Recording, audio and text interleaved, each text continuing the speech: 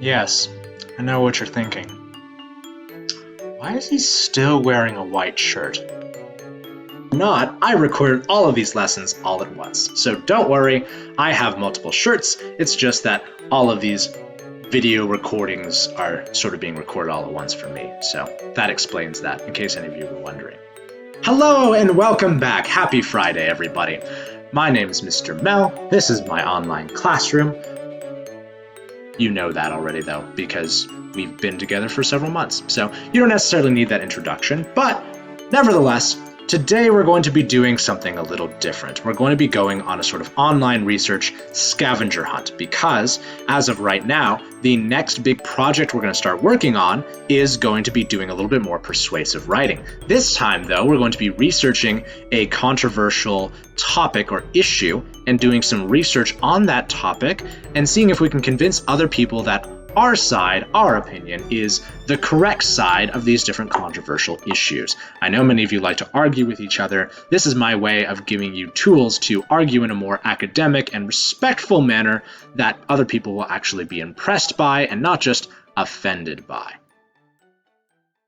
All right, folks, so the reason why I'm not going to include my webcam in this is because for this research scavenger hunt, I want you to be able to see all the little details that I have on my screen since you're going to have to be going through these yourself. So the first stop that you're going to want to make after you've taken attendance and done your grammar warm-up, please, is you're going to go to the research materials scavenger hunt assignment and you're going to click on the research resources page. This research resources page, excuse me, is going to give you a bunch of different information on ways you can access the databases that Compass Rose has for you to conduct good research in. Now, please keep this in mind. These research resources are all, for the most part, very credible, very well thought out resources. You want to avoid just going directly to Google to take a look at controversial issues because random pages you find on the internet are not always credible. How do you tell the reliability of your sources? Well, good question. I'm glad you asked. First things first, you want to ask yourself, is there an author on the page or the research page that you're taking a look at? 2, the date. How recent is the info that you're looking at? 2, sources. Do the articles you use state where they get their information from?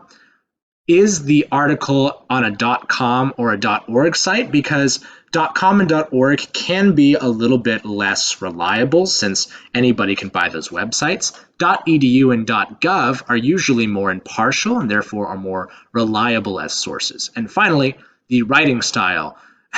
As we stated with the sort of formal versus informal tone, do you trust someone who writes like this?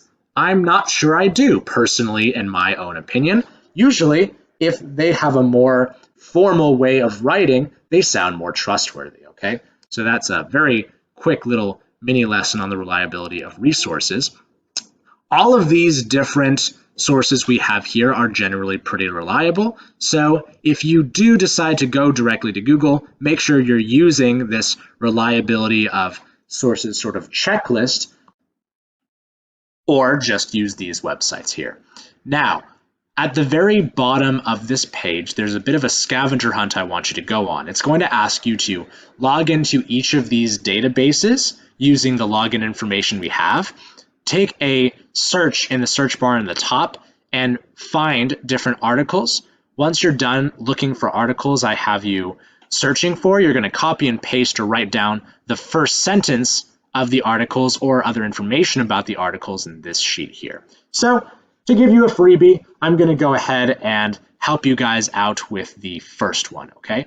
So all of the usernames are the same and most of the passwords are the same. I'm just going to go ahead and copy this username here. Most of the passwords are learn. For EBSCO, though, it's learn19 exclamation point, so keep that in mind. Let's go ahead and let's navigate to this first research source that we have here, okay? You're going to go down to Britannica High School because you're in high school now, you're not in middle school anymore. And let's see, it should have me log in. Well, it didn't have me log in automatically, but usually they're going to ask you to log in first. So Let me see. Let's go back. Let's actually do this second one. Yes, the second one here. So when you first go to the high school sources, they're going to ask you to copy in this ID. You're going to go back here. You're going to copy and paste the password for the proper research source. And you should be able to sign in no problem. Okay? Once you're done signing in, you're going to go down to the Scavenger Hunt section that's asking you to look through that resource, and you're going to follow the instructions. In this case, I'm asking you to type in video games and violence in the search bar at the top. So I'm going to go ahead and type in video games and violence. Okay. What does the research Scavenger Hunt instructions tell me to do next? It says open the ebook you find. It should be, or open the first ebook you find. It should be Are Video Games Harmful? Okay, so first ebook, Are Video Games Harmful? Yep, I'm going to go ahead and click on that. Then the Scavenger Hunt says copy and paste or write down the first sentence of the description. In this case, where's the description? The description's right here. Millions of people worldwide play video games, making it critically important to understand the possible harms and benefits of this hugely popular pastime. All I'm going to do is I'm going to copy this. I'm going to go into this section right here, and I'm going to paste it. At the end of your scavenger hunt, I'm going to have you take a quiz, and this quiz is going to basically be a bunch of random sentences, and you're going to have to pick out which sentences belong with which research database, okay? So you guys are going to have to be prepared for that as well.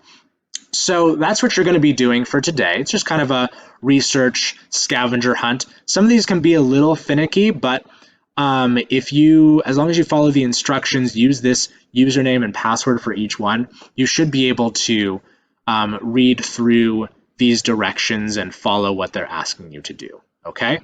Once you're fully done with this, you're going to go to the Assessments tab, and you're going to take the Research Resource Scavenger Hunt quiz. You're allowed to use your notes for this quiz. You are allowed to use your notes for this quiz, so make sure you take good notes. When you're done with that, I have a little bit of a mini sort of homework assignment for you. I want you to take a look at these different controversial topics here. Or if you want to come up with your own idea, just make sure you get permission from me first. So you're going to take a look at these different topics, and you're going to ask yourself, which one of these topics do I want to possibly pursue to write a research paper on? Which of these topics are the most interesting to me? Do I want to write about whether or not competitive video gaming should be considered a sport? Should I talk about creationism? Should we have some sort of religious components to how we teach in schools? Should we be allowed to hunt wild animals? Is cell phone radiation harmful to humans? I bet you didn't think about that, did you? When you're done, you're going to take this quick little quiz at the bottom that just asks what topic you're thinking about pursuing, and you're just going to commit to doing 30 minutes of light research on your topic over this weekend, okay? So once again, you're going to go to the research materials scavenger hunt, you're going to follow directions, and you're going to record the different information that you find over the course of your scavenger hunt. When you're done, take the scavenger hunt quiz, and finally, to finish off the week, go ahead and complete 30 minutes of weekend homework so you don't have to do it over the weekend. All of these assignments are due at 9 p.m., so is this one, so make sure you don't stay up until 12 trying to do it, because then it will be considered late. If you have any questions, please let me know. I'd be more than happy to talk to you during my office hours, or if you want to text me between 8 to 4 or email me, I'd be more than happy to respond to you then as well, okay? Some of these websites are a little finicky, but once you figure out how to use them, they become invaluable research tools. So do your best. Do what you can first before you ask me for help, okay? Best of luck to you. Have a great weekend. I will see you on Monday.